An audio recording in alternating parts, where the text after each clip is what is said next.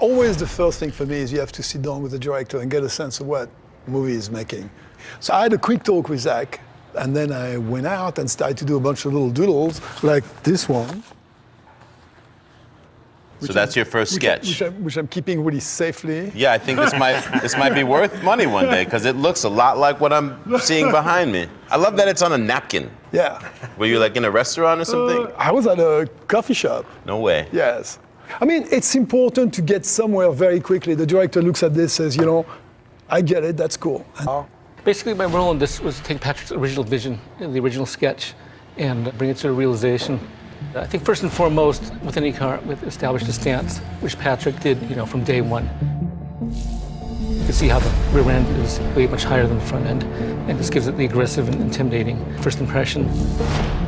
What I was able to do was extract Ed's 3D model and bring it into my software, and then start checking for any problems that might occur.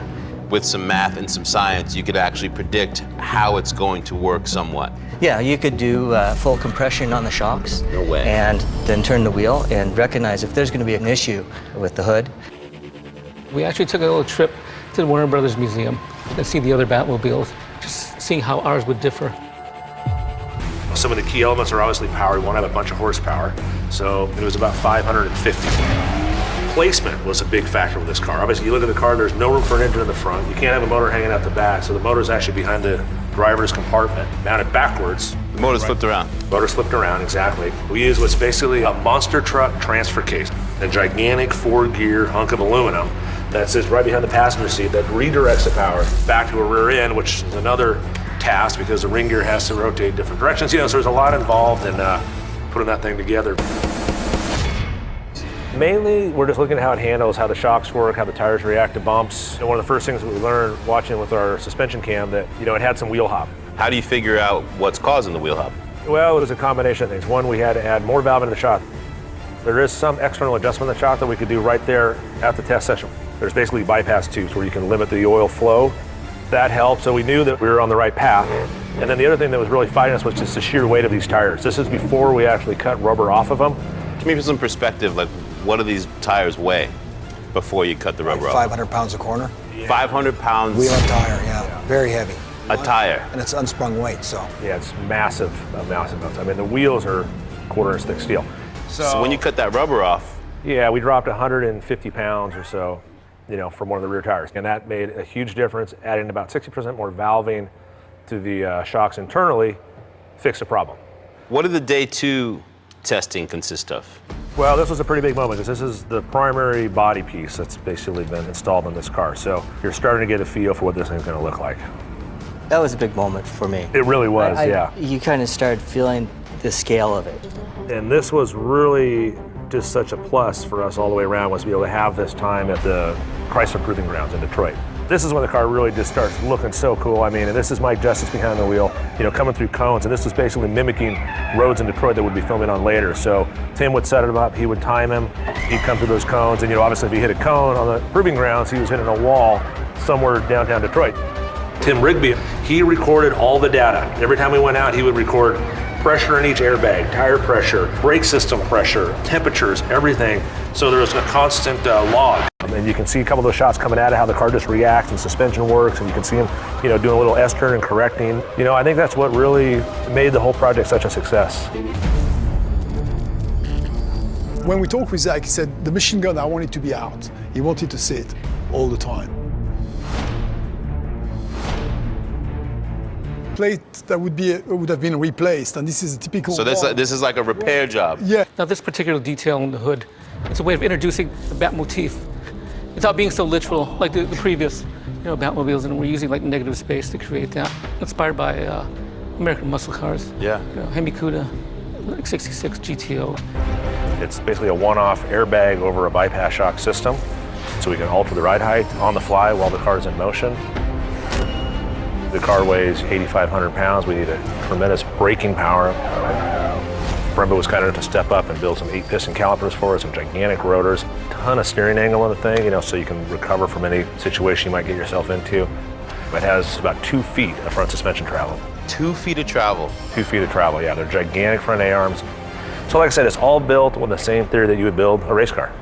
I feel like for all the Batmobiles in history, you've never thought about it as a performance vehicle.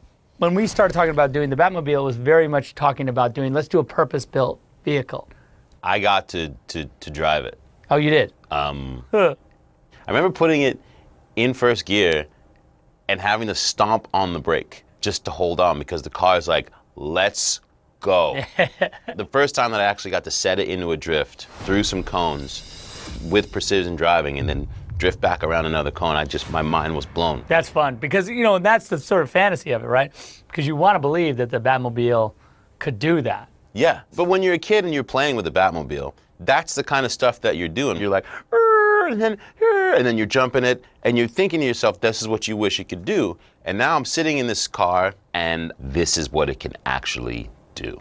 What does that open up as a director?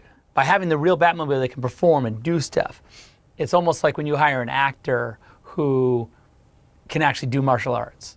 It's a character thing. It becomes a character in the movie. And I think that's what happened with the Batmobile. Because it's a character, and now it's a character that actually has skill, it changes the way you think about a badass car. Ready, and action! We shut the streets down in Detroit, and you know, we were able to do this cool chase. We've been out here for a couple weeks now shooting a Batmobile chase. Zach and I will meet together and come up conceptually what we want to have happen. The way we approach all action is story-driven. We've had a bunch of cars crashing, we've had FX rigs flipping cars, we'll have explosions. 90% of this is practical. So this turn right here, right? I was like, Mike, you gotta let the back end go and just snap it back into the tunnel. And he was like, okay.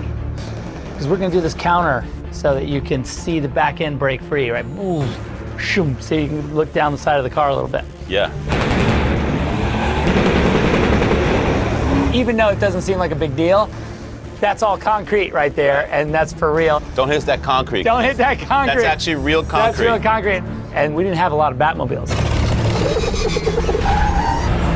We blew this truck up for real.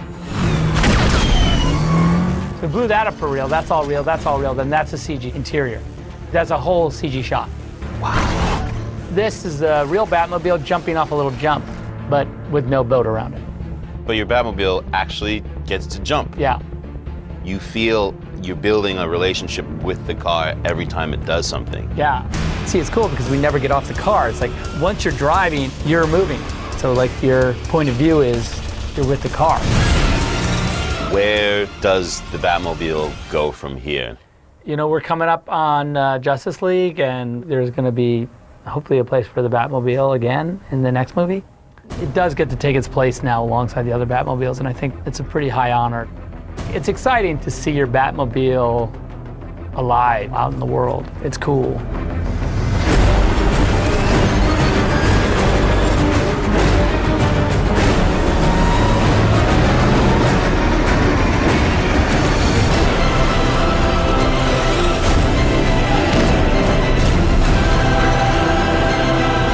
Hey, so stay with me as I have some cool facts on Ben Affleck. Did you know that at 40 years old, he was the oldest actor to be cast in the role of Bruce Wayne, Batman, and that he's the tallest actor to play the character? Affleck is in fact an inch and a half taller than the version seen in the comics, who stands at 6 feet 2 inches tall. He is also the third Academy Award winner to play the role of Bruce Wayne, Batman, after George Clooney and Christian Bale.